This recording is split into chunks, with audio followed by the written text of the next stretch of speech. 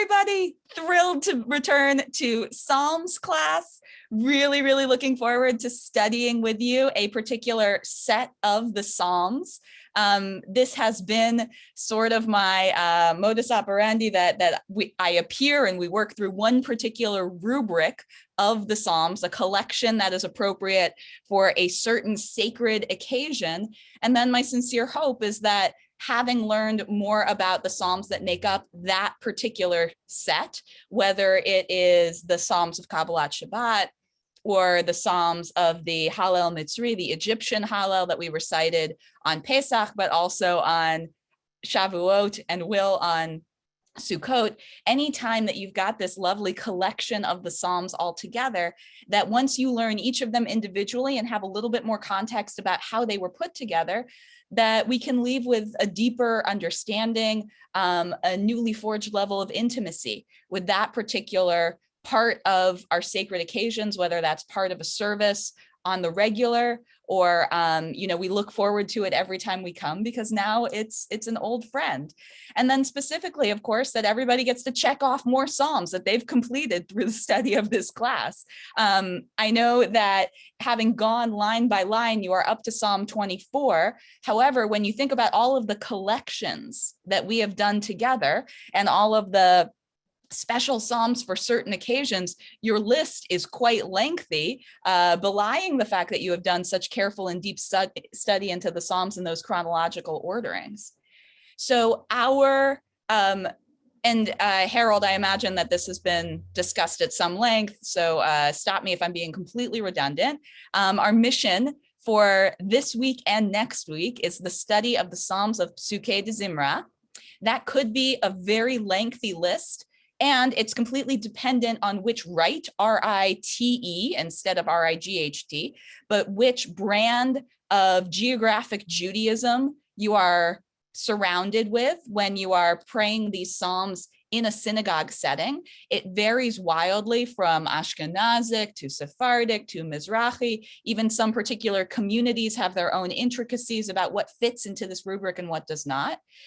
With the time that we have together, we're going to focus on the component which is shared among these different geographic brands of Judaism, and that is the daily Hallel, by which I mean Psalms 145 through 150, but we are not going to study 150. I just want to emotionally prepare everybody for that. We will not study 150. Rabbi Kleinbaum has called dibs on Psalm 150. She wants to study it with the class as a closure when you finally finish the book of Psalms. So we are going to do Psalms 145 through 149. And today I'm hoping that we can actually study Psalm 100, which is a particular feature of Psuke de Zimra on weekday mornings. Psalms 145 through 150, we sing on Shabbat and on Yom Tov, on days of sacred occasion, but you won't sing Psalm 100 on Shabbat. You'll only sing it on a weekday, and it's a Tuesday. So this seemed wholly appropriate. I wanted to start, as I often do, by giving a little bit of context to what is this rubric of which we speak. What are the Psuke de Zimra? Where do they come from? And what does the whole include before we start to focus laser-like on each one of the Psalms? We'll do the intro today and hopefully Psalm 100. We'll do roughly a Psalm a day for the rest of this week and the next week.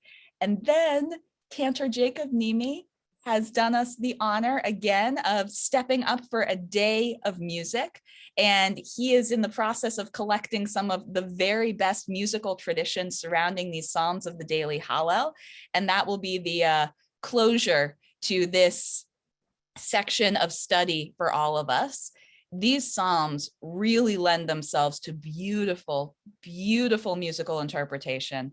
And it will be very exciting to hear of the many millions of settings, which ones he brings to us from what parts of the world. So thank you, Cantor Nimi. And I'm already excited for next Thursday, which is when we plan for Cantor Nimi to teach the class entirely. And I get to sit back and be one of his adoring students. Before we really dive into the history, I would love to see if anybody has questions about the section of the service that we call Psuke de Zimra. If anybody has experiences or thoughts or impressions of this particular part of the Shabbat morning is most commonly experienced for many of us, but there are those in the room who may do Psuke de Zimra every morning. What does Psuke de Zimra mean to you? So that we can start building a shared definition. And if you have questions about Psuke de Zimra, I would love to see them in the chat. You can put them publicly because there are no stupid questions. Whatever you think is too basic a question, at least 4 other people in this room have the exact same question. If you are feeling particularly private about the question you want to ask, feel free to send me a direct message in chat, and that way not everybody sees it. But I think that one should not feel too private about these questions unless there's some kind of personal information, because this is not as common an experience for progressive Jews as the Psalms of Kabbalat Shabbat. I think when we dive into these Psalms, you will be struck by your familiarity and your recognition of them. But this is new information for plenty of people. So Saul put into the chat that it's the warm-up act, and maybe Sarah, who's got a hand raised, can tell us a little bit more. That's a very good headline. What is the translation of Sukkot de Zimra? Great starting question, Michael. So before Sarah gives us more of the content, Psuke, this is for my Hebrew grammar nerds, this is a smichut setup. It is a combination of nouns in a phrase, which is why the conjugation is a little different from what you might expect. A pasuk is a line. And so the plural psukim are several different verses, specifically of Torah reading. So if somebody's stepping up to Torah and they say, okay, I'm going to be reading an aliyah, I'm going to be reading a section of 5 psukim, of 5 verses, that basically means 5 sentences of Torah, or 5 sentences that make up one psalm, for instance. That's not where the word Pesach comes from, but I'm impressed by your homophonic recognition. It's spelled differently. Let me put into the chat while Sarah is talking the spelling of both a pasuk and Pesach, so you can see the difference. And then Zimra is a song like Bizmirot Nari Alo, one of our favorite lines from Kabbalat Shabbat. And you can tell that this is an Aramaic inflected phrase by the sound of the Daled. Psuke de Zimra, instead of psuke, the verses, she Zimra, in Hebrew, of song. But in Aramaic, very commonly, this is one of the most frequent switches you will see, the letter Daled takes the place of the letter Shin when you need a preposition for of or that. Does that make sense? So if we were speaking this in Hebrew, we would say Psuke she Zimra, but because it's Aramaic, which is very, very close linguistically, but not quite, and is the vernacular, the common spoken language of the Gemara, of the Mishnah and the Talmud. And this is sort of where the genesis of this set of Psalms in this particular order comes from. These are the verses of song in Aramaic, Psuke de Zimra. Okay, Sarah, what can you tell us besides just the literal translation of what Psuke de Zimra means? Well, Saul stole my headline, but it's the time when people settle in. The Shabbat Minyan I go to is live, and it's the time when we start counting heads to know if we'll have a minyan as people settle in and put their things away. I go to a Sunday morning minyan, which takes an hour and a half for a weekday minyan without Torah reading. And we unmute Psuke de Zimra, and in our quiet voices, we sing them all. And it's a real sense of camaraderie and being ready to daven. Beautiful, well explained. And so this warm-up act is not, so you don't need a minyan for it. As Sarah was describing, when she is at Park Slope Jewish Center and they're getting ready for the Baruch Hu. The Baruch Hu is the very first prayer of the service for which you need a gathered minyan. You need 9 people plus a Torah, or you need 10 people in order for the quorum to be fully present. None of the prayers or the blessings in the Birchot HaShachar, the morning blessings, or the Psukei de Zimra require a full minyan for a person to be able to recite them. You can do them by yourself. You can do them with just one friend. You can do them with a collection of 6 people and 2 puppies, whatever it is. You are fulfilled in your obligation without a minyan being fully present.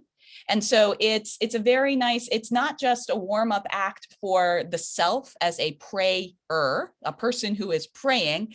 It's a warm-up act for the congregation because, as many of you know, the idiom that we run on Jewish Standard Time, services start at 9:30, Torah reading isn't until 10:45, the people are trickling in, the R was delayed and the baby had a blowout in the diaper and I couldn't find my shoes. None of that the stakes are very low, if not the entire congregation is gathered for Psukei de Zimra.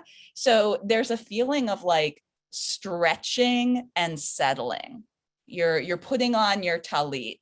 There's kind of a hum, as Sarah described, even in the Zoom screens, of people getting ready, exercises their voices. It sounds a little creaky and croaky, but it's beautiful. And as its name suggests, this is what is put to music. These are some of our very favorite songs. I put in the chat, and then I'm also going to put a transliteration of what I'm talking about. Oh, thank you, Sarah. It's Flatbush Jewish Center, not PSJC. So if you're looking for this beautiful Psukei de Zimra and you want to go daven with Sarah, go to Flatbush. Don't go to Park Slope. You won't find her there. So in the chat, I had put, look where it says Rabbi Report. It's also the only comment so far with Hebrew characters. That may change. But somebody had asked, what's really the root there? Is it related to Pesach? First 2 letters match, a Pei and a Samech, but Pesach has that guttural chet at the end, and this is a solid kuf. This is pasuk is the noun. Harold, you had a hand raised. Yes. I'm one of those people who goes to a morning minyan, and it's a lovely, like many things in the service, it's a sandwich because it starts with, you don't just start with 145. 145 has a little frame which makes it ashrei, and then you have 146, 147, 148, 149, all starting with hallelujah. And then you get to the end, you get to 150, which is the shortest of all of them, but probably the most familiar and the one that you're most likely to sing together. So it's like one of those little jewels within the setting of the service. That's a beautiful way to describe it, Harold. I really like the affect of jewels. Oh, Cantor Nimi, I was hoping you would raise your hand. And if you would tell us a little bit more about that gorgeous teaching you dropped into the chat, as well as whatever you were actually raising your hand for, that would be spectacular. No, that was it. So I learned this from Joey Weisenberg, this beautiful teaching, and I'm just pulling it up to make sure that I'm actually, making the right attribution, from Rabbi Zev Wolf of Zhitomir, who answers the question that he asks himself: why is it called Psukei de Zimra?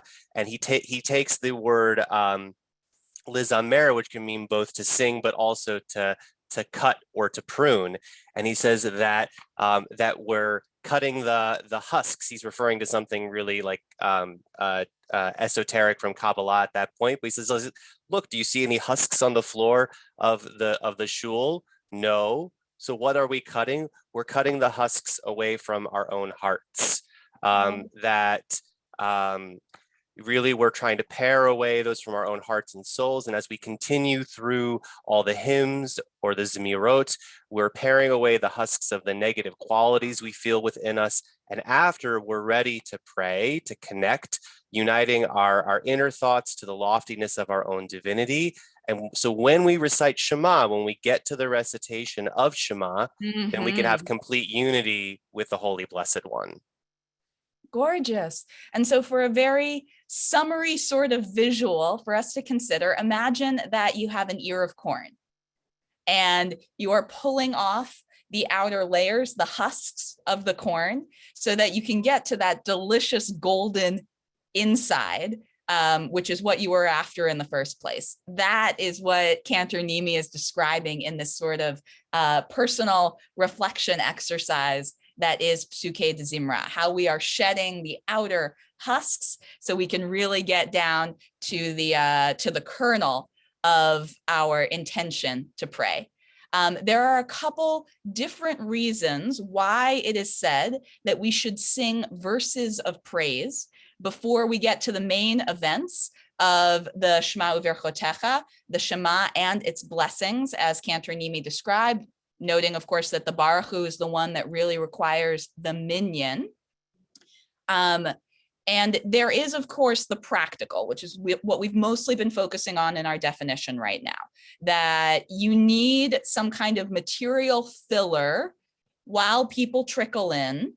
It's better if it's warming up yourself, whether that is your vocal cords, whether that is, like wiping the sleep from your eyes, becoming more and more comfortable being in the space, literally getting outfitted for prayer with your talit or your tefillin if it's a weekday morning.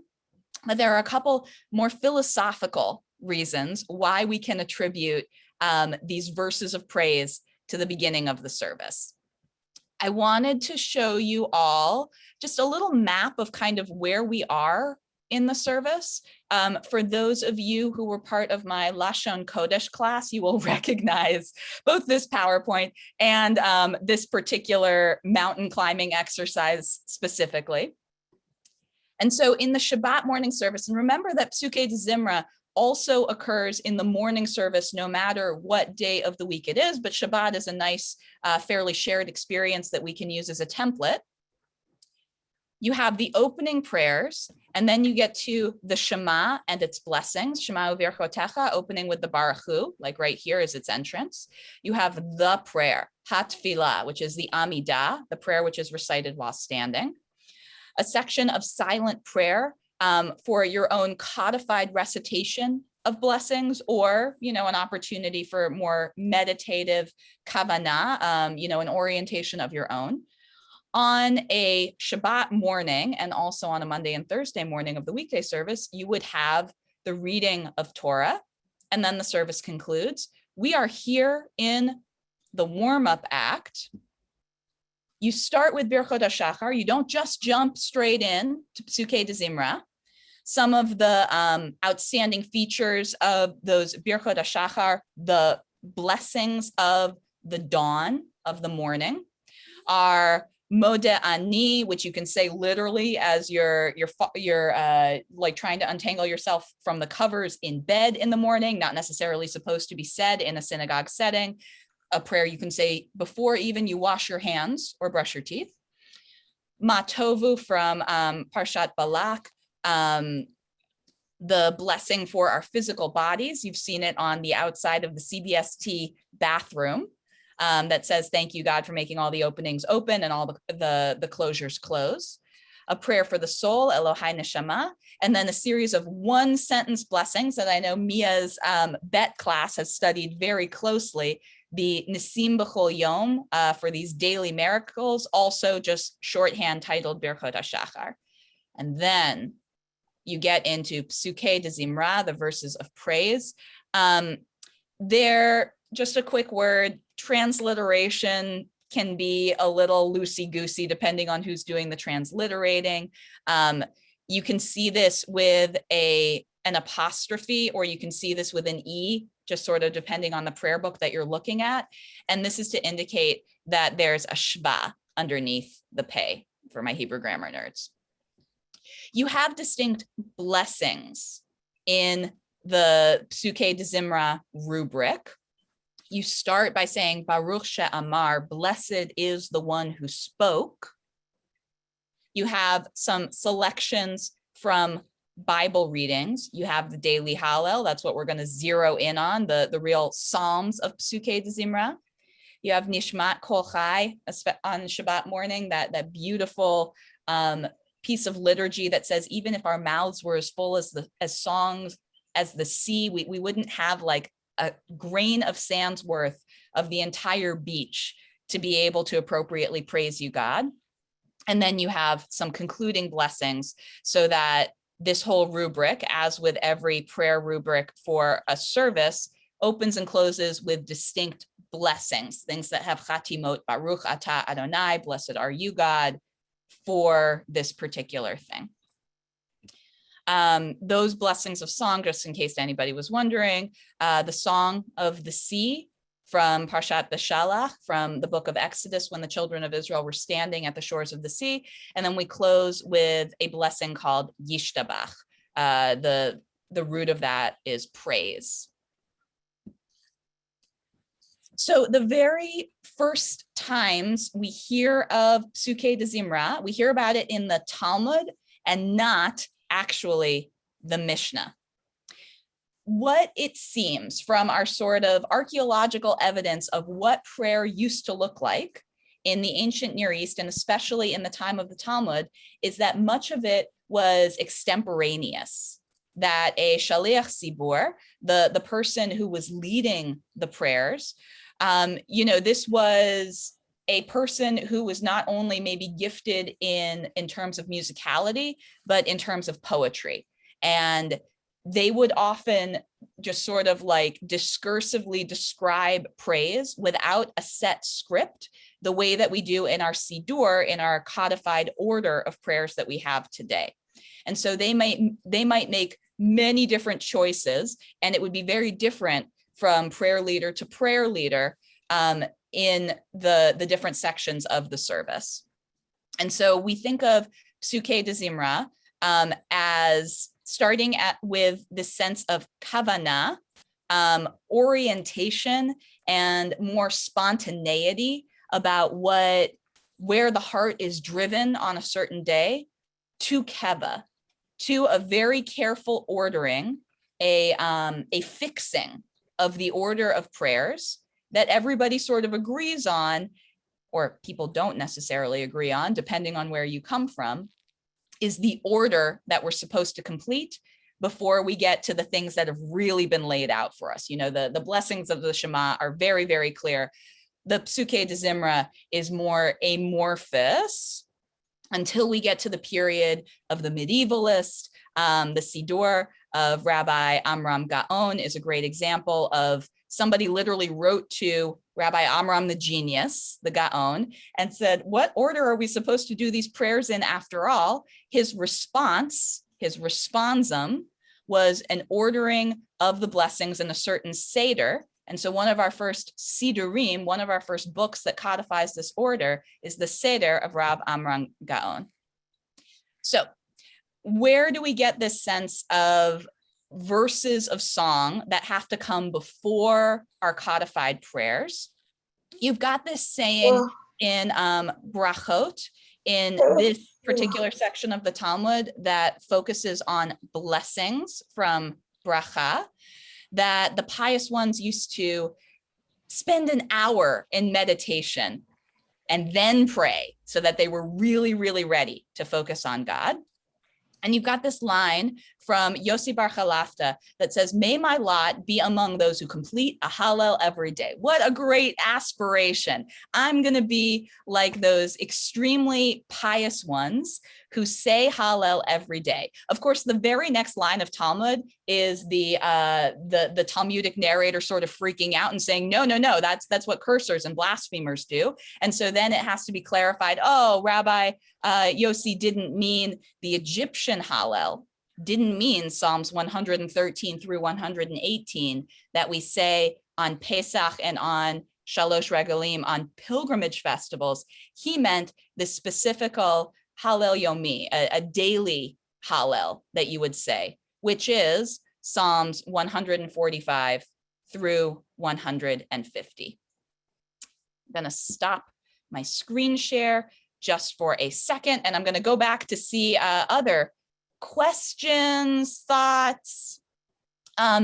Yes, we could share these charts. It is very informative. I have to give credit where it's due. The original Rabbi report, my father made this chart, and I have used it liberally in every class on liturgy I've ever taught. I would be delighted to share it with you. And Lisa has a hand raised. Go right ahead, Lisa. Hi. So there's also a daily psalm. So these psalms are along with this is the daily Hallel, which means more than one psalm praising God's name. And then in addition, yes, Lisa, you're absolutely right. Here's the psalm for Monday. Here's the psalm for Tuesday. Here's the psalm for Wednesday. The psalm for Shabbat is Psalm 92, Mizmor Shir LeYom HaShabbat. Exactly.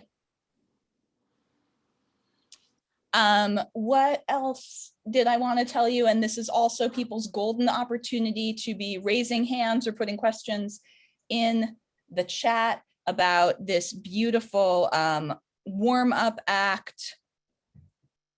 Rabbi, I did share with the class, I think you're on the list too. I scanned the Koran, the traditional Siddur, for this portion of the Psukei de Zimra, so that although the Psalms are in our books of Psalms, they could see how they fit in a Siddur. I also, to Lisa's point, scanned the Psalms of the day and sent them out. Those were the two things that I sent out last week, because having studied Psalm 24, the Psalm for Sunday, there were questions about the Shir Shel Yom, the Psalm of the day. So everybody received both those things, should have received both those things in email. Excellent. I did not receive them. I would be pleased to. And you can find lots of different beautiful renderings of these particular Psalms. Koran Siddur is a great primer. It focuses very much on like open accessibility to all of the prayers, but I think it's fascinating to see how these are translated in the Reconstructionist Siddur versus Lev Shalem of the conservative movement versus Mishkan Tefillah from the Reform movement. And yes, you've got this sort of like package of Psalms ready for you. And if I were to describe what is sort of the overarching theme of these Psalms, I would say that it's a reorientation of God is great and we are small. That there is a saying, kind of a truism throughout the Talmud, especially shows up in Brachot, but also in Shavuot, that you don't just jump to the ask with God. You need a little warm-up act first. It is very rude to ask before you praise. And so you need these sections of the service just dedicated to God's praise before you get into the ask. Specifically on weekdays, when you think about the Amidah, which has 18 blessings on weekdays instead of just the 7 that we're accustomed to on Shabbat, a lot of them, we focus mostly on God's greatness before we get into, oh, and by the way, could you make our crops grow? Could you stomp out our enemies? All of the things that we like to ask of God on the regular. And this template is sort of taken from Moses, that Moses would always butter God up before asking on behalf of the people of Israel for whatever was on his mind. And this particular Psalm 100, look, we talk about King David is the author of the Psalms. We talk about how that is a very complicated statement that is, inherited midrashic tradition, which may be truer than true, by which, we have all sorts of academic questions about who wrote which Psalms at what time, what can its language tell us, what can its metaphors tell us. Even within the book of Psalms, some of them are, ascribed to Solomon, and Psalm 100 in particular, it said could have been Moses who was the author behind it, because it does such a nice job of this praise before you petition sort of model. But what I'd love you to keep in mind as we're looking through these verses of praise is the way that we shift our focus as the prayer from a very look, like human beings, it's our best and worst quality. We're incredibly self-centered. We think about the ways that things are going to impact us first and foremost. The Psalms of Praise really force us to think about blessing and expansiveness, of which we are barely a part, of which we barely play a role. And that is a very thoughtful and almost selfless way to go into worship. So I am going to share the Sepharia back and forth translation of Psalm 100.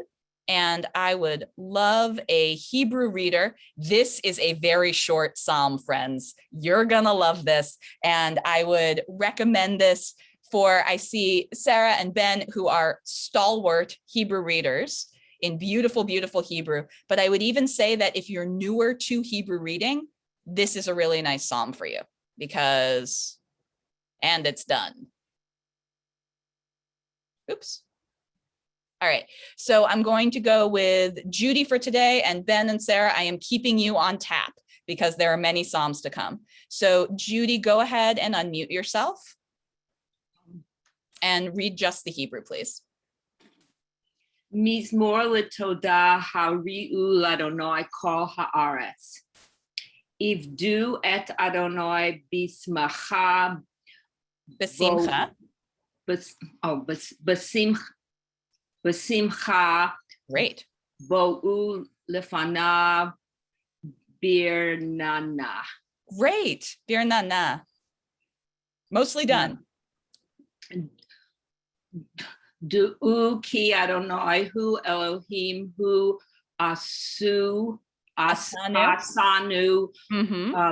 Which one should I read? We're going to talk about this. Read this one in the brackets, not the parentheses. They all sound the same. Velo anachnu amo v'tzon. Mir marito. Beautiful. Bo'u she'arav b'todah. Hatzerotav bitila hodu lo. Baruch Shemo. Last line. Ki tov Adonai leolam chasdo va'ad dor v'dor emunato. Lovely. Fabulous reading, Judy. Thank you so much. Because we are at 10:33, and I want to point out a couple things to you in the Hebrew and then hear wider impressions of Psalm 100, reminding you this is a weekday psalm. You don't see this in the Shabbat ordering of Psukei de Zimra. I'm going to forego a reader of the English translation, but I promise I'll never do it again after this psalm. But I feel like it's short enough you can really see the English as it's going. And I wanted to make sure to include this in our reading of Psukei de Zimra, even though if I were being a real literalist, I would probably stick to the ones only on Shabbat because the weekday ones can vary so widely. It's got some of my very favorite lines of the Book of Psalms in it, and there are so many beautiful musical compositions associated with Psalm 100 in particular. So Cantor Nimi, I don't know if Cantor Hirsch is also in the room, but anybody who's got favorites, by all means, stick in YouTube links or describe them to us. Just quick description of this psalm and where it shows up. This is in the Ashkenazi ordering of the weekday Psukei de Zimra. You would not see it. You would only see it on Erev Yom Kippur and Erev Pesach if you were in the Sephardic or Mizrahi synagogue.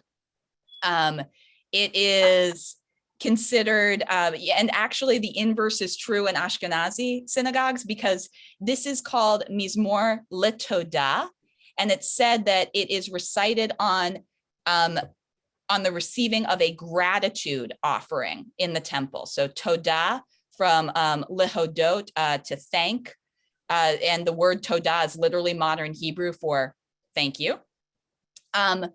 And you would not make such a gratitude offering before, right before Yom Kippur, on Erev Yom Kippur, because it's a chametz offering. It's a loaf of bread, basically. And so that's inappropriate, as is it's inappropriate for Erev Pesach, because you're trying to get all the chametz out of your house. And so that's why in the Ashkenazi tradition, you would not say this psalm on those two particular days. And interestingly, in Sephardi and Mizrahi tradition, that is exactly when you say this psalm.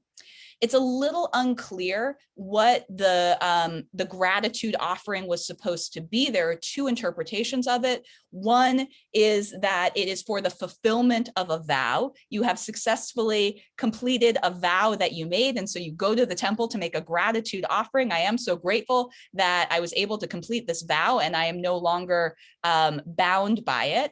And it's also said that this would be an offering you would make if you had experienced a miracle.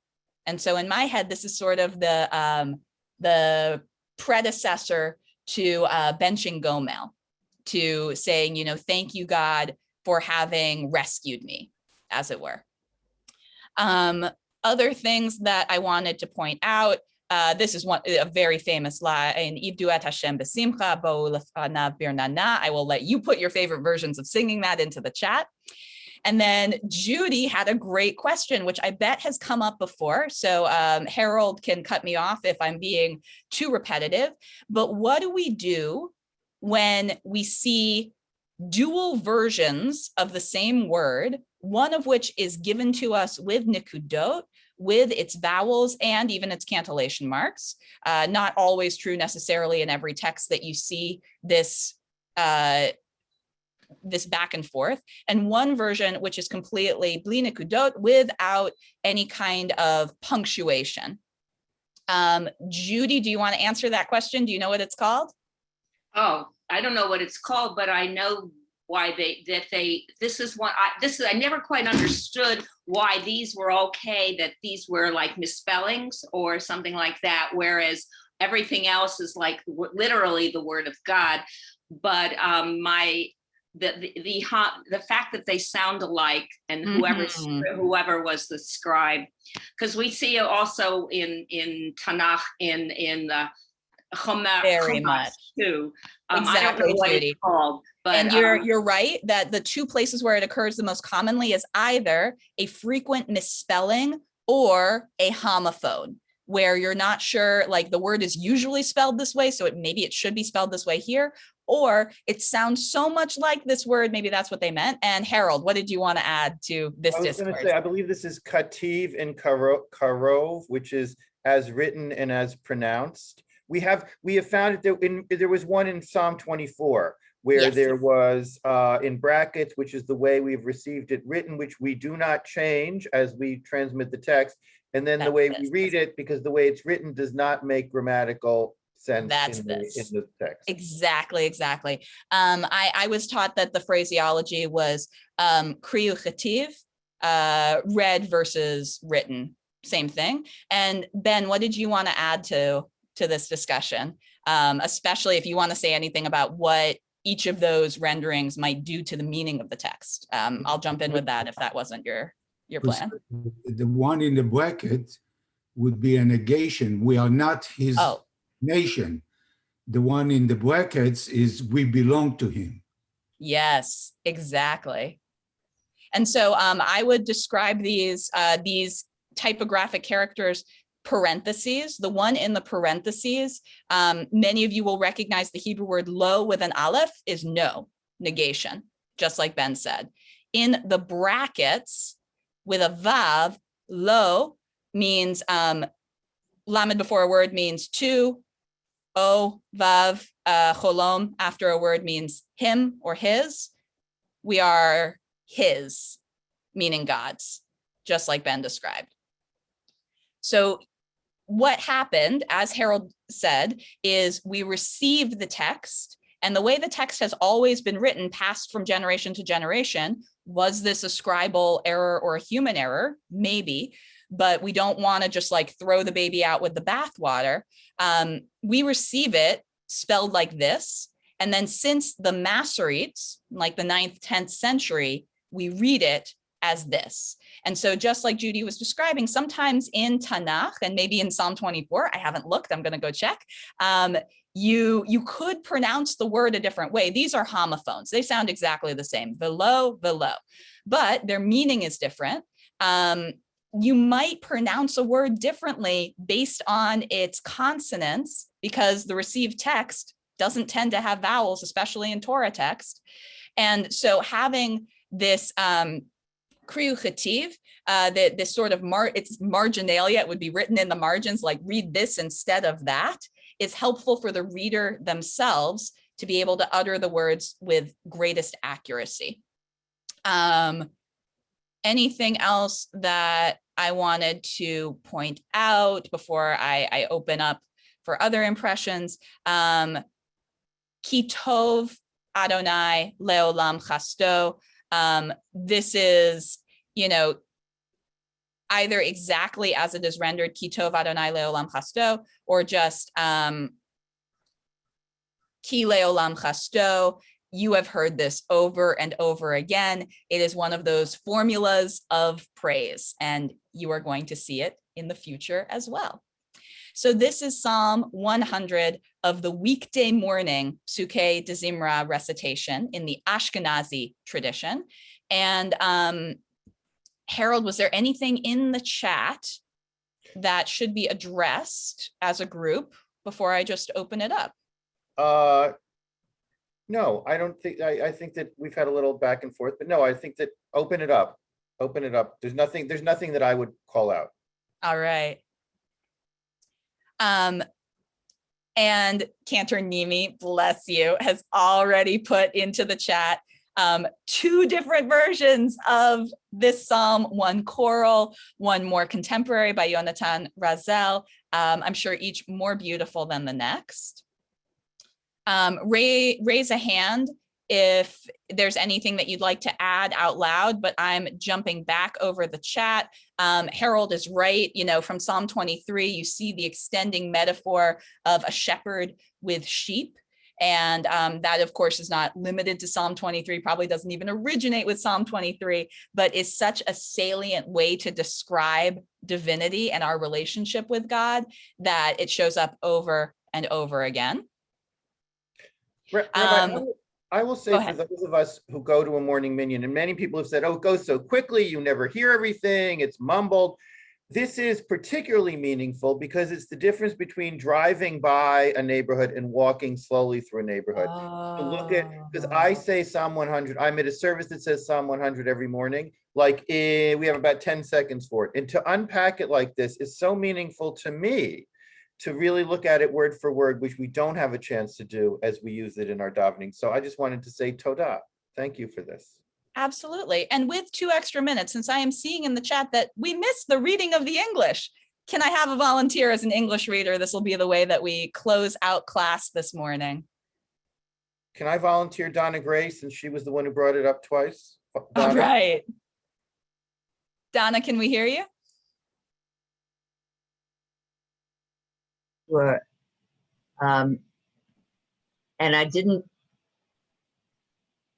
bring it up twice. I only brought it up once. I think Judy also was echoing your feeling. I am convinced. Please, Donna. I do not see it. On your screen? I see the first 2 lines. Yes, right. Yes, and I'll scroll down. Don't you worry. Okay. A psalm for praise. Raise a shout for the Lord, all the earth. Worship the Lord in gladness. Come into his presence with shouts of joy. Acknowledge that the Lord is God. He made us and we are his people, the flock he tends. Enter his gates with praise, his courts with acclamation. Praise him, bless his name. For the Lord is good. His steadfast love is eternal. His faithfulness is for all generations. Beautiful. And now I feel so much more complete, having heard it in our shared language. Thank you very much. And Harold, thank you for roping me in. All right. Well, dear friends, now you are well prepared with your own verses of praise for this Tuesday morning. No, it's not the Psalm for Tuesday, but this starts our exploration of the daily Hallel that we say as a part of Sukkot Zimra. When I see you tomorrow, we will study Psalm 145. So if you want to have your favorite translation at hand, I would welcome it. I will share on the screen just from Sefaria, just like we did today, the Hebrew itself so that everybody can see it, line by line, Sefaria, King James-ish, JPS, English translation, but lots of translations are welcome and only increase our ability for interpretation. If I could just echo what the rabbi said. Obviously, it's hard to see everything on the screen like this. That what you see on Safari is the JPS translation, and if you have the JPS Tanakh, you already have a copy of this exact translation. I know from the survey that many of you have been to Safari. Feel free to go to Safari, and if you want to print out from there, or bring with you the Levi, the Matsuda, whatever you have, so that you have the full Hebrew with you, or just print out and carefully, because it needs to be Genized, the pages that I sent you from the Koran Siddur, which has them in exactly the order. And we will find out tomorrow if the rabbi will be studying it as Ashrei or as Psalm 145, but I don't know what the answer is. Don't ruin the ending, Harold. I'm going to leave that as a cliffhanger. We're going to talk about it. Thank you so much for bringing your individual voice and for putting the Psalms in their worship context for us. This was a wonderful class. Thank you. Really I'm so glad. And I promise you're going to get the original Rabbi Rapport PDF map of the Shabbat morning service. And it'll help you put this in its context as well as the other Shabbat morning experiences that one can have on the regular at CBST. Happy Tuesday. Looking forward to Wednesday. Bye-bye.